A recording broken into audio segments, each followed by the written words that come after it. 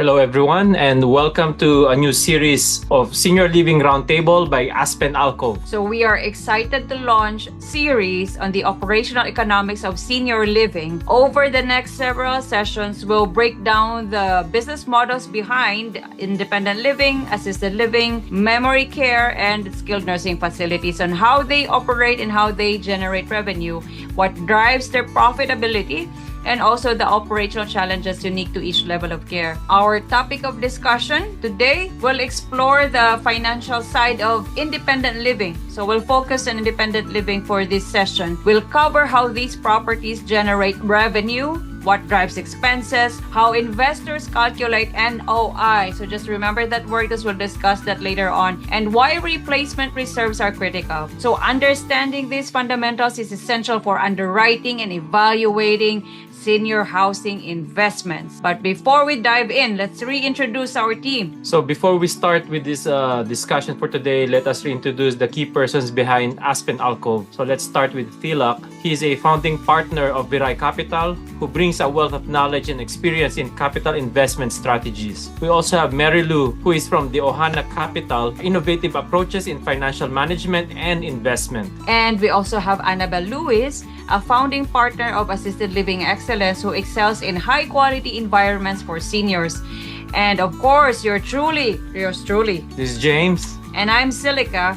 And we are not only your senior living operators, but also founding partners of nurse practitioners in real estate. So what's our learning objectives for today? So by the end of this session, we should be able to explain how independent living communities earn revenues. We will also be able to identify the largest operating expenses. We will also learn about calculating the net operating income or the NOI. And lastly, we will be able to understand why replacement reserves should always be included in financial analysis. All right, let's take a quick look at what the independent living environment looks like. So what is independent living? So let's just a refresher from the previous topic we discussed. So independent living serves seniors who can independently and require little or no assistance with daily activities of living. So unlike assisted living or memory care, independent living generates revenue primarily based on housing and lifestyle services.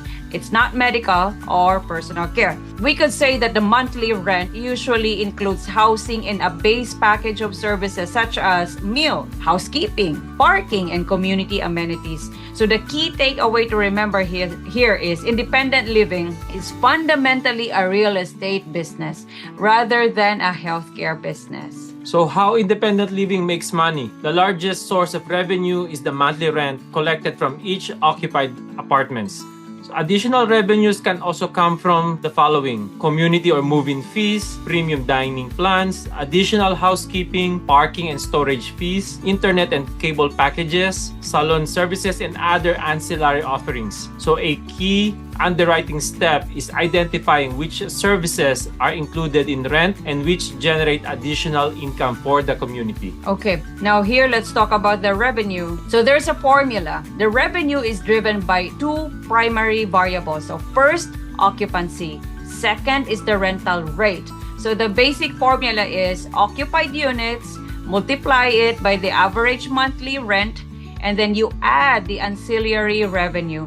That would equate the total operating revenue. So almost every revenue assumption in underwriting ultimately comes back to these two variables. So let's use this sample case study on how we will dive in and study or check this independent living community. So on this fictional property, we have 100 units, 90% occupied, with an average monthly rent of around 4,750. So the rent includes meals, housekeeping, parking, storage. So we'll use this example to understand how revenue and profitability is calculated. That's right. So from gross potential rent assumes every apartment is occupied at full asking rent. So in our example, we have 100 units. Multiply it, we'll round it up to 5,000. So that would be equivalent to 500,000. However, we must subtract vacancy loss from unoccupied units. And Also, the rental concessions or discounts. Concessions, yeah, as it said, they're discounts. Sometimes there are, they will have like a program, they will say like free first month rent. So that is like one of the concessions. So after subtracting these items, the net rental revenue becomes 427,500.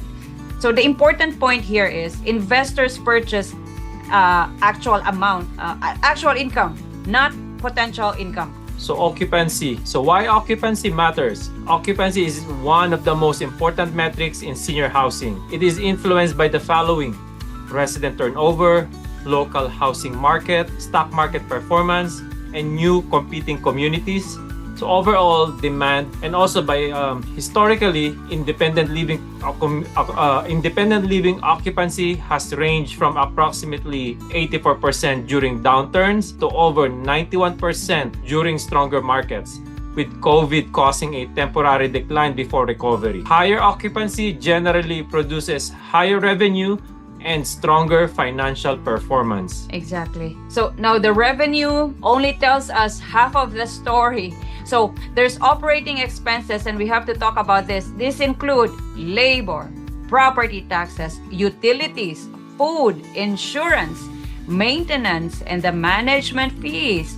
So the goal is not simply to reduce expenses, but to operate efficiently while maintaining quality resident care and services. So let's talk about labor. Labor is the largest operating expense. Typically, it represents about 40 to 50% of the total operating expense. So what's included in labor? Labor cost includes salaries and wages, payroll taxes, employee benefits, workers' compensations. So labor expense are commonly modeled using full-time equivalents or the FTEs. So the formula for that one is the FTE multiplied by the hours worked multiplied by the hourly wage. So staffing must be adjusted as occupancy changes. There you go. Now, some of these expenses relatively constant regardless of occupancy. So examples of these don't change: property taxes, insurance, executive salaries. Other expenses increase as more residents move in, and the examples of these are dining labor, food costs, housekeeping, utilities. So understanding which costs are fixed versus variable is essential in forecasting your NOI. So what's a typical operating expense? Industry benchmarks show operating expenses generally range from approximately $1,700 to $2,700 per occupied unit each month. So labor accounts for the largest portion. Property taxes, dietary expenses, and workers' compensation are also significant contributors. So benchmarking against industry averages helps determine whether a property is operating efficiently. So net operating income, or this is the NOI, is one of the most important metrics in commercial real estate. The formula of these is the revenue minus operating expense equals your net operating income. So the NOI measures how well the property performs before the financing cost, before taxes, depreciation, and capital expenditure. So many senior housing operators also refer to this measure as EBITDA. Operating margin. The operating margin measures the profitability. So the formula for this one is the NOI divided by the revenue equals the operating margin. So independent living generally produces a higher operating margin than assisted living or memory care, simply because it requires fewer staff members and lower service intensity. So margins above around 40% is something common for a well-operated independent living communities. Okay, now let's talk about the next section, replacement reserves. So these are funds set aside for future capital improvements. So examples include replacing roofing, HVAC systems, flooring, boilers, appliances, and parking lots. These are not everyday maintenance expenses. Instead, they prepare the property for future major capital needs. So why replacement reserves matter? Replacement reserves help with the following. It preserves the property's value. It also improves resident satisfaction. It also maintains competitiveness. It reduces unexpected financial burdens. it also supports long-term financial planning. Reserves level should also consider the age of the building, the physical condition, historical replacement cost, the deferred maintenance, and also expected lifespan of major building systems. So overall, proper reserve planning protects both residents and the investors. Exactly. Preparation is important. So, when evaluating an independent living investment, always review occupancy history. Ask the history of the property, not just now, the past 2 years, the past 3 years. As for the actual rent roll, not the last year's rent roll, but the current rent roll.